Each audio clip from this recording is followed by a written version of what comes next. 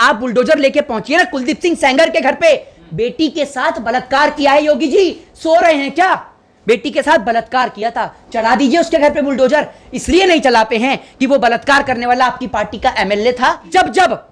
जब इस देश के अंदर टोपी तन्हा हुई है, उसका साथ देने के लिए तिलक आया है। और तिलक और टोपी का संबंध कोई भी मौलाना या पंडित इस देश में नहीं तोड़ सकता कि ना हिंदुओं को मस्जिदों से कोई दिक्कत है, ना मुसलमानों को मंदिरों से कोई दिक्कत है। लेकिन अगर किसी को दिक्कत है तो वो इस देश के नेताओं को दिक्कत है तो इस देश की मीडिया को दिक्कत है, बाकी और किसी को दिक्कत नहीं। 29 मई से भारत देश के 2 जवान अरुणाचल प्रदेश के बॉर्डर से गायब हैं। उनका कोई अता, कोई पता, कोई सुराग नहीं है। लेकिन कोई भी देश की मीडिया, कोई भी चैनल, न्यूज चैनल्स उनके बारे में नहीं दिखा रहा है। देश के लोगों से पूछना चाहूंगा कि आखिर कब जागेंगे आप, कब जागेंगे और कब पहचानेंगे कि कौन इस देश का जयचंद है? उस दिन पहचानेंगे जब ये देश तबाह हो जाएगा, जब ये मुल्क खत्म हो जाएगा।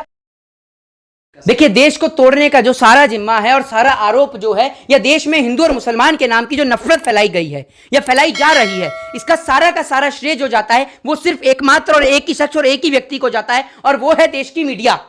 29 मई से लगातार अरुणाचल प्रदेश की सरहद से भारत मां के 2 वीर सपूत, भारत मां के 2 जवान गायब हैं। लेकिन देश की मीडिया आपको नहीं दिखाएगी। इसी को देशभक्ति कहा जाता है। शायद यह बात आपको भी नहीं पता है कि 29 मई से भारत देश के 2 जवान अरुणाचल प्रदेश के बॉर्डर से गायब हैं। उनका कोई अता, कोई पता, कोई सुराग नहीं है। लेकिन कोई भी देश की मीडिया, कोई भी चैनल, न्यूज चैनल्स उनके बारे में नहीं दिखा रहा है। इसलिए नहीं दिखाता है क्योंकि हिंदू और मुसलमान को लड़ाने से, हिंदू मुस्लिम करने से नेशनल चैनलों की टीआरपी बहुत उफान मारती है। और इसे जो बीजेपी के नेता हैं वो भी ऐसे चैनलों को प्रमोट और समर्थन करते हैं। मैं आपसे एक सवाल पूछना चाहता हूं कि क्या इस देश के अंदर नफरत इतनी बड़ी चीज हो गई? आखिर इस देश के अंदर मंदिर और मस्जिद में अंतर क्या है? क्या मंदिर के अंदर जुए का अड्डा चलता है या मस्जिद के अंदर शराब का ठेका चलता है? यह आप मुझे बताइए, मुझे आप इस सवाल का जवाब दीजिए। एक जगह प्रार्थना तो दूसरी जगह इबादत होती है ना, तो आखिर लोगों को इतनी नफरत क्यों है? हिंदू भाइयों को मस्जिदों से नफरत क्यों है और मुसलमान भाइयों को मंदिरों से नफरत क्यों है? इस सवाल का जवाब दें। तो मैं इस सवाल का जवाब कुछ इस प्रकार दूंगा कि ना हिंदुओं को मस्जिदों से कोई दिक्कत है, ना मुसलमानों को मंदिरों से कोई दिक्कत है। लेकिन अगर किसी को दिक्कत है तो वो इस देश के नेताओं को दिक्कत है तो इस देश की मीडिया को दिक्कत है, बाकी और किसी को दिक्कत नहीं है। ये अपने चैनल की टीआरपी बटोरने के लिए पूरे देश को गुलाम बनाने में लगे हुए हैं। आपको मैं अगर एक बात बताऊं तो 1 करोड़ से ज्यादा भारतीय जो हैं वो खाड़ी के देशों में व्यापार करते हैं, खाड़ी के देशों में जाके काम करते हैं, कार्य करते हैं, जिससे भारत देश को जो है वो तकरीबन, मैं आपको बताऊं, कुछ डेटा मेरे पास में है और मैं ये आपको बताना भी चाहता हूं कि भारत को तकरीबन हर साल $55 मिलियन भारत भेजते हैं। ये हर साल भारत को $55 मिलियन भारत भेजते हैं। और 1 करोड़ भारतीय जो खाड़ी के देश में, ये आपको नॉर्मल से डाटा बता रहा हूं, लगभग 1 करोड़ भारतीय तो है ही हैं जो खाड़ी के देशों में जाके व्यापार करते हैं या वहां काम करते हैं, जिससे भारत देश को हर साल $55 मिलियन का फायदा होता है और $55 मिलियन मिलते हैं। अब अगर वो लोग हिंदुस्तान वापस आ जाएं तो क्या होगा इस देश का? इस देश के अंदर सवाल यह नहीं है कि मोहम्मद साहब के लिए कोई क्या बोलता है, महादेव के लिए क्या बोलता है। आखिर टीवी चैनल्स अब इसी चीज के लिए बचे हैं कि कोई टीवी चैनल्स पे बैठकर मोहम्मद साहब के लिए कुछ बोल दे, कभी कोई टीवी चैनल्स पे बैठकर कोई भगवान के लिए कुछ बोल दे। क्या आखिर टीवी चैनल्स अब इसी काम के लिए बचे हैं? हिंदू मुसलमान को लड़ाने के लिए बचे हैं और कोई देश के अंदर काम ही नहीं बचा हुआ है? ये उत्तर प्रदेश में, ठीक है, जहां पर मानव अधिकार का उल्लंघन हो रहा है, जहां पर सरासर संविधान को स्लो पॉइजन पिलाया जा रहा है। किसी के भी घर पे कभी भी बुलडोजर चला दिया जाता है। बुलडोजर इस टाइम पर, मैं बुलडोजर को लेकर यह कहना चाहूंगा, मैं खुद एक कानून का छात्र हूं, मैं कानून को मानने वाला व्यक्ति हूं, मैं लॉ का छात्र हूं। बुलडोजर ही समाधान है तो न्यायपालिका क्यों बनवा रखी है आपने? दूसरी बात यह कि Muslim law, according to Muslim law, अब आप पूछेंगे वो जावेद जी के ऊपर जिनके घर पे बुलडोजर चला है, ठीक है ना, तो अकॉर्डिंग टू मुस्लिम लॉ यह कहता है कि आप किसी भी घर पर, अगर किसी के घर की registry, according to Muslim law, मैं आपके साथ पॉइंट्स के साथ बात करूंगा, मुस्लिम लॉ यह कहता है कि आप किसी के घर पर, अगर किसी के घर की रजिस्ट्री, किसी के घर का मकान जो है वो उसकी वाइफ के नाम पर है, तो महिला के नाम पर है, तो वो पुरुष के नाम पर नहीं हो सकता है। तो आप उस पर बुलडोजर कैसे चलाया? दूसरी बात ये कि ये जो है देश के कॉन्स्टिट्यूशन में है कि अगर आपको इस देश के अंदर अगर कहीं पे भी आप बुलडोजर चलाएंगे तो पहले आपको वहां पर नोटिस भेजना पड़ेगा। नोटिस भेजने के लिए कम से कम लीगल तौर पे 15 दिन का आपको वक्त दिया जाता है, लेकिन यहां तो 11 को नोटिस भेजा जाता है और 13 को घर पे बुलडोजर चला दिया जाता है। आखिर क्या है देश में? संविधान है या नहीं? संविधान मायने रखता है नहीं रखता है? बुलडोजर बाबा फेमस है पूरे देश। अरे कोई बुलडोजर बाबा फेमस नहीं है। बुलडोजर बाबा सुन लीजिए, बुलडोजर बाबा अपने कान को खोलकर सुन लीजिए। वो घर, इस देश में जितनों के घर पे बुलडोजर चल रहा है ना, जितने रेडी पटरी वाले हैं उनके उस पे आप बुलडोजर चलाते हैं, किसी गन्ने के जूस वाले के ऊपर आप उसके कोलू पे बुलडोजर चलाते हैं, आप बड़ी शान समझते हैं ना अपने आप को, क्योंकि वो किसी गरीब की बस्ती है, क्योंकि वो किसी राजा का महल नहीं है, किसी नेता का महल नहीं है जिस पे आप बुलडोजर चला सकें। खैर, नेताओं के महल पर चलाने की, बुलडोजर चलाने की औकात आपकी है भी नहीं।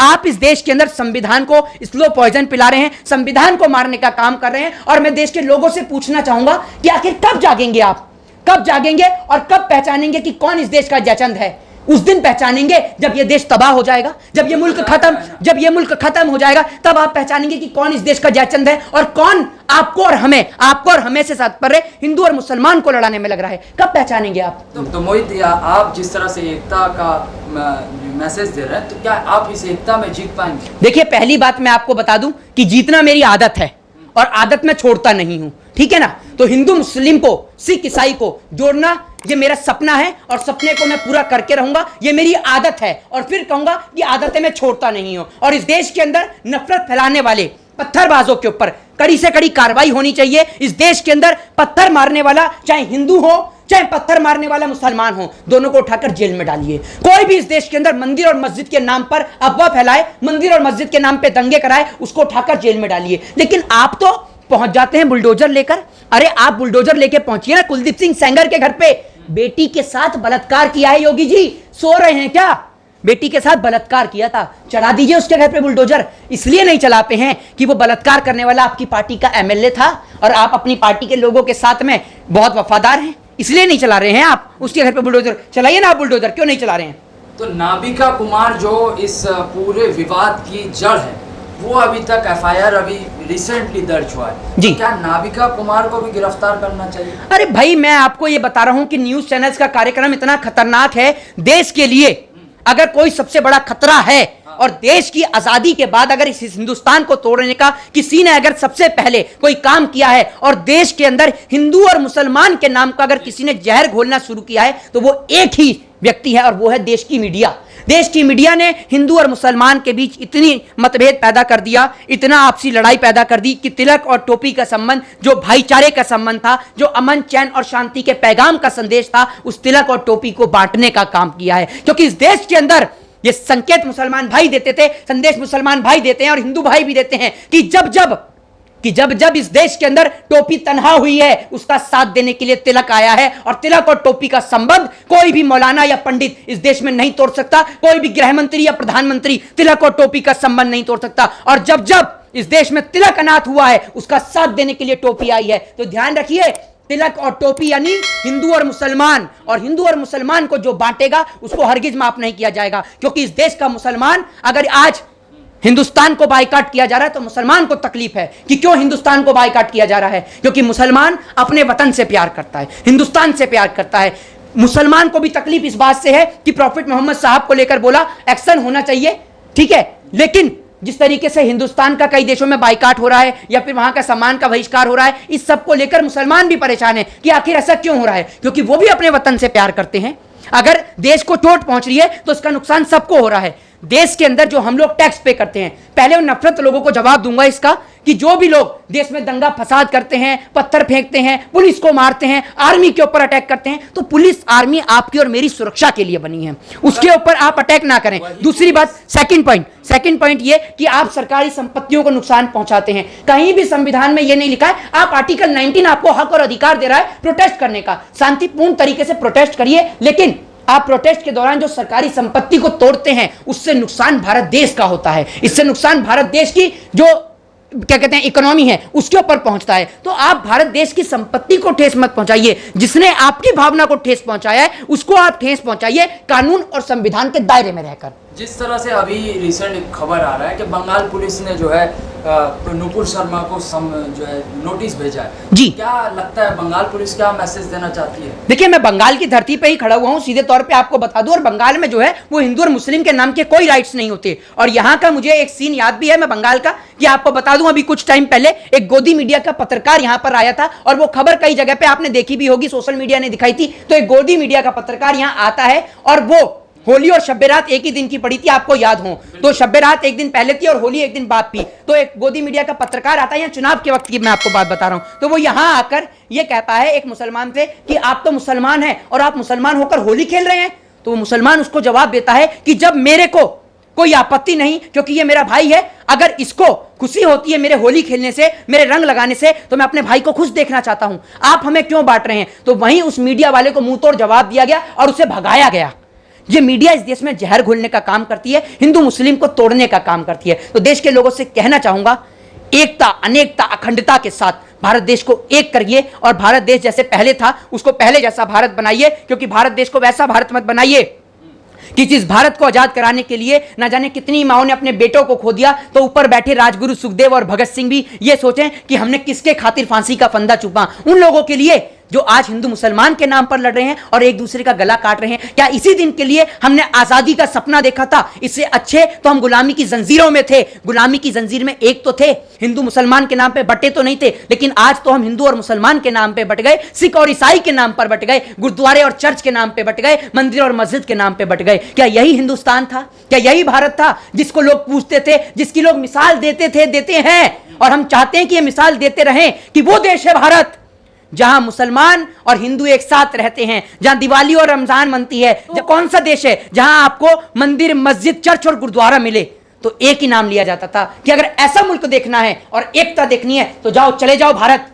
भारत में मिलेगी आपको एकता, और ऐसी एकता मिलेगी जिसे कोई तोड़ नहीं सकता। यहां का हिंदू मुसलमान एक दूसरे के लिए मर मिटने को तैयार था, लेकिन उनके बीच जहर घोला गया, आपसी भाईचारे को तोड़ने का प्रयास किया गया। मैं कहना चाहूंगा कि इस देश का हिंदू मुसलमान एक करें प्रधानमंत्री मोदी, हम चाइना को टक्कर देंगे, हम अमेरिका से आगे निकलेंगे डेवलपमेंट के माध्यम से। और हम किसी देश से हथियार क्यों खरीदेंगे? क्योंकि हमें हथियारों की जरूरत ही नहीं। हम इस देश में प्यार का संदेश देते हैं, हम इस देश में नफरत का संदेश नहीं देते। लेकिन हमारे प्रधानमंत्री तो इतना सब कुछ होने के बाद भी चुप्पी लगाए बैठे हैं, जैसे इन्होंने मौन व्रत धारण कर लिया है।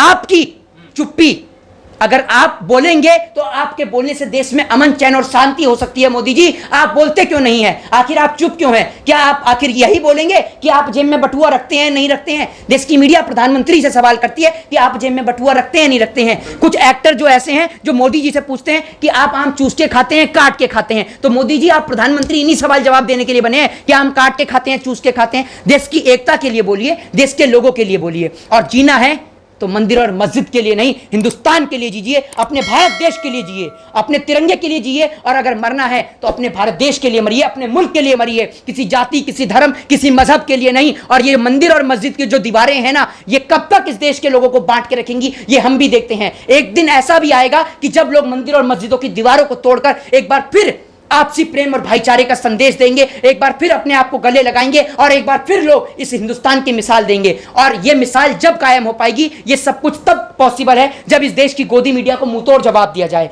वो मीडिया जो लगातार नफरत फैलाती है, नफरत के जरिए पूरे देश को बांटती है, पूरे देश में अपनी टीआरपी बटोरने के लिए, अपने पैसे लेने के लिए। अब एक पत्रकार, धीरे धीरे आप देखते हैं, पत्रकार चलते चलते एक नॉर्मल गाड़ी से चलता है, कैब से चलता है, धीरे धीरे वो ऑडी में चढ़ता है, मर्सिडीज में चढ़ता है, लैम्बोर्गिनी में चढ़ता है, फरारी और जगुआर में चढ़ता है। क्या इनकम टैक्स वाले उससे पूछते हैं कि आपके पास इतना पैसा कहां से आया? क्योंकि इस देश में नफरत फैलाने वालों को लाखों करोड़ों रुपया मिलता है और प्यार देने वालों को सिवाय इस देश के अंदर गालियों के सिवा कुछ नहीं मिलता है। जय हिंद, जय भारत, वंदे मातरम।